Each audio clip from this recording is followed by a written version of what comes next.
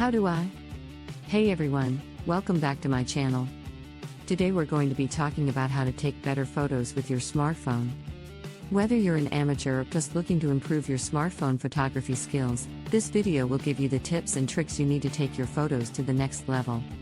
The first and most important tip for taking better photos with your smartphone is to pay attention to lighting. Good lighting can make all the difference in a photo, and it's crucial to understand how to use it to your advantage. Try to avoid taking photos in direct sunlight, as this can cause harsh shadows and overly bright areas in your photos. Instead, look for indirect or soft light sources such as open shade or the golden hour, which is the hour just before sunset or just after sunrise. The rule of thirds is a simple photography principle that can help you take more visually appealing photos. Simply imagine dividing your frame into thirds both horizontally and vertically, and try to position the subject of your photo along one of these lines. This will create a balanced and harmonious composition that is pleasing to the eye. Most smartphones come with a variety of camera modes that you can experiment with to get the best shot. For example, the portrait mode is perfect for taking portraits, and it uses advanced software to blur the background and create a shallow depth of field. Other modes like panorama, time-lapse, and slow motion can also be fun to play around with and can add a unique touch to your photos. Once you've taken your photos, it's important to edit them to bring out their full potential.